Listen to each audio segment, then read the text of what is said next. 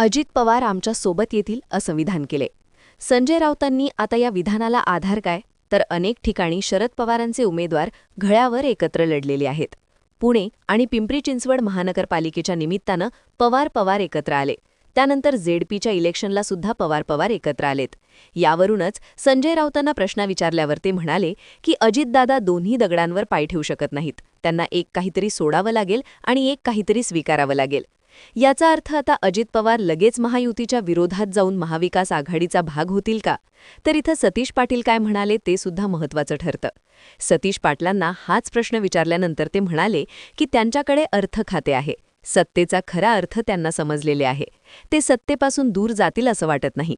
अजून 4 वर्षांची सत्ता आहे आणि ती सोडून विरोधात बसण्याची मानसिकता त्यांची आहे असं मला वाटत नाही. थोडक्यात चक दे इंडियाच्या शेवटच्या सीनप्रमाणे अजितदादा राईटला जाणार की लेफ्टला जाणार हा प्रश्न अनेकांच्या समोर आहे. आजच्या व्हिडिओतून अजित पवार नेमकं काय करणार आहेत ते समजून घेणार आहोत. नमस्कार, मी जानकी पाटील आणि तुम्ही बघताय महाराष्ट्र फोकस न्यूज.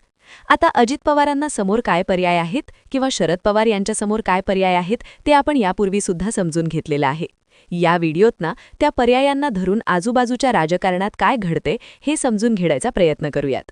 तर आजूबाजूच्या पॉलिटिक्समध्ये महत्त्वाची भूमिका पार पाडत आहेत ते अर्थात देवेंद्र फडणवीस.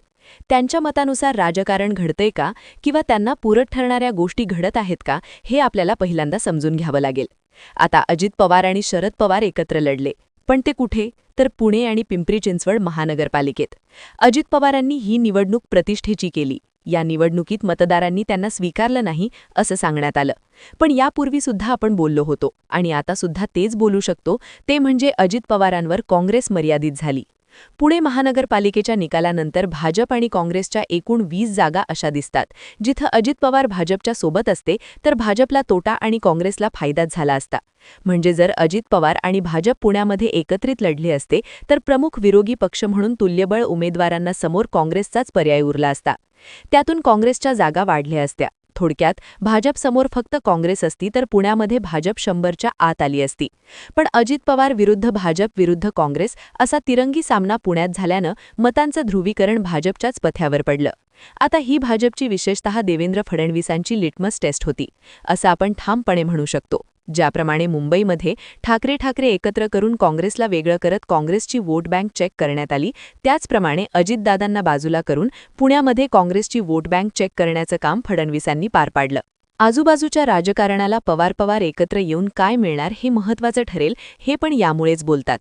पवार एकत्र होऊन ते भाजपसोबत येण्यापेक्षा स्वतंत्र राहणं हे फडणवीसांसाठी भाजपसाठी अधिक पूरक ठरू शकतं. कारण या खेळीने ते पवारांसह काँग्रेसला मर्यादित करण्याचं राजकारण करू शकतात. आता ते कसं? तर 1999 नंतर राष्ट्रवादीची स्थापना झाल्यावर 100 पार जाणारी काँग्रेस अचानक 60 ते 70 जागांवर खेळायला लागली. त्याचं कारणच शरद पवार आणि मुळे काँग्रेस ही विभागली गेली होती. विरोधी पक्ष मात्र ही या दोघांमधली स्पेस ओळखत वाटचाल करत गेला. आता पवारांनी मध्ये फूट पाडल्याचा फायदा भाजपला होऊ शकतो असा अंदाज होता. पण शरद पवारांनी लोकसभेत पूर्वीपेक्षा अधिक जागा निवडून आणल्या. मराठवाडा, विदर्भ आणि उत्तर महाराष्ट्र, भिवंडी इथं सुद्धा पवारांनी आपले उमेदवार निवडून आणले. अर्थात हे शक्य झालं ते काँग्रेसच्या पाठबळामुळे. थोडक्यात काँग्रेस आणि शरद पवार या युतीचा फायदा दोन्ही पक्षांना होत राहतो आणि हेच समीकरण संपुष्टात आणणं भाजप आणि फडणवीसांना महत्त्वाचं ठरतं. आता या हेतूने कार्यक्रम कसा होतो ते पाहूयात. विधानसभेत शरद पवारांना मर्यादित करण्यात यश आलं, तर दुसरीकडे भाजपला अजित पवारांना मात्र मराठवाडा आणि विदर्भ अशा जागा सोडाव्या लागल्या. दोन्ही पवार मिळून शेवटी 9 खासदार आणि 51 आमदार असा हिशोब झाला. याचा अर्थ पवारांनी दोन्ही बाजूनं खेळून पक्ष टिकवला. पण याच पवारांना मर्यादित करत जाणं हे प्रमुख धोरण फडणवीसांचे असणार आहे. आता या गणितात भाजपला जेव्हा वाटेल तेव्हा भाजप अजित पवार आपल्यासोबत नकोत असं म्हणत त्यांना सोडू शकतं. पण अजित पवार आणि शरद पवार हे समीकरण काँग्रेसच्या मागे मात्र जाऊ नये यासाठीच त्यांना प्रयत्न करावे लागणार आहेत. आता पुणे ही या राजकारणाची लिटमस टेस्ट होती, कारण शरद पवारांनी काँग्रेस सोडून अजितदादांसोबत जाणं इथं पसंत केलं. प्रसंगी राष्ट्रवादी काँग्रेसच्या पॉकेटमध्ये प्रशांत जगताप यांच्यासारखे नेते दुखावले गेले तरीसुद्धा त्यांनी हा प्रयोग पार पाडला. भाजप विरोधात ठाकरे ही मुंबईमध्ये विरोधाची स्पेस घेत असतील तर मराठवाड्यासह पश्चिम महाराष्ट्रात आपल्याला भाजप विरोधाची स्पेस घेता येऊ शकते हे अजित पवारांसह शरद पवारांना पटवून देण्यात भाजपचे हायकमांड यशस्वी ठरलं आहे असं म्हणता येतं. पण हे सगळं इतकं सोपं आहे का? तर नाही. कारण काँग्रेसच्या हाताला अजित पवार आणि शरद पवार गेल्यानंतर अधिकच्या जागा लागल्या नसल्या तरी काँग्रेस आपली मूळ वोट बँक टिकवून आहे. उलट दोन्ही दगडांवर पाय ठेवून राष्ट्रवादी काँग्रेस झाल्याचं दिसतं. माणसांची न करणाऱ्या शरद पवारांना दोन्ही दगडांवर पाय ठेवून पुढे जाता येणार नाही याची जाणीव असण्यानेच कोणतीही भूमिका शरद पवारांना घ्यावी लागणार आहे. आता या राजकारणात शरद पवार निवृत्त होतील आणि सुप्रिया सुळे केंद्रात मंत्री होतील. थोडक्यात शरद पवार एनडीए सोबत जातील असं बोललं जात होतं.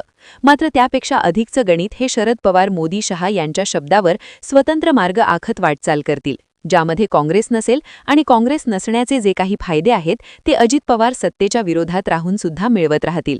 आता या गणितामुळे काय होतं तर ज्याप्रमाणे मुंबई शहर पुरतं मर्यादित करण्यात भाजपला यश मिळालं त्याप्रमाणे पुणे आणि परिसर पुरतं मर्यादित करणं भाजपला सोपं ठरतं. पण त्याचवेळी किमान तेवढं तरी पाठबळ असणं, सत्तेचा फायदा अप्रत्यक्षरित्या मिळवत राहणं हा पर्याय पवारांच्या समोर राहू शकतो. थोडक्यात महाराष्ट्रातला विरोधाचा प्रमुख आवाज म्हणून पुढच्या 3 वर्षात अजित पवार मोठ्या प्रमाणात उल्लेखले जाऊ लागले तर आश्चर्य वाटू नये. पण मग या गणितमध्ये अडथळा काय आहे? अडथळा आहे सत्तेसोबत भाजपसोबत जाण्याचा आग्रह असणाऱ्या राष्ट्रवादीच्या नेत्यांचा. सुनील तटकरे, प्रफुल्ल पटेल, छगन भुजबळ, धनंजय मुंडे असे निवडक नेते पुन्हा शरद पवारांच्या छत्रछायेखाली जाण्यासाठी इच्छुक नाहीयेत. त्यामुळेच या नेत्यांना थेट भाजपमध्ये प्रवेश देण्याचा कार्यक्रम काही दिवसात घडू शकतो. छगन भुजबळांचा महाराष्ट्र सदन प्रकरणातून निर्दोष होणं हे टायमिंग देखील इथं महत्त्वाचं ठरतं. प्रफुल्ल पटेल वगळता भाजपमध्ये प्रवेश करू शकणारे तटकरे, भुजबळ, मुंडे हे तिन्ही नेते ओबीसी आहेत. हा देखील योगायोग म्हणता येणार नाही. कारण मराठा जिन्याखाली ठाकऱ्यांना घेऊन जात ज्याप्रमाणे मर्यादित करण्यात भाजपला यश मिळालं त्याचप्रमाणे मराठा जिन्याखाली अजित पवारांना मर्यादित करण्यात भाजप यशस्वी ठरू शकते असं सध्या तरी म्हणता येतं. असो, पण या सगळ्या घडामोडींचा सध्या तरी दिसणारा राजकीय सार काय तो म्हणजे अजित पवार. उद्या विरोधात गेले ते भाजपवर जोरदार टीका करायला लागले तरी सुद्धा या गोष्टी भाजपच्या सहमतीने झालेल्या आहेत आणि त्या काँग्रेसला मर्यादित करण्यासाठी झालेल्या आहेत हे ठामपणे म्हणता येतं. तुम्हाला काय वाटतं? अजित पवार खरंच महायुतीत बाहेर पडतील का?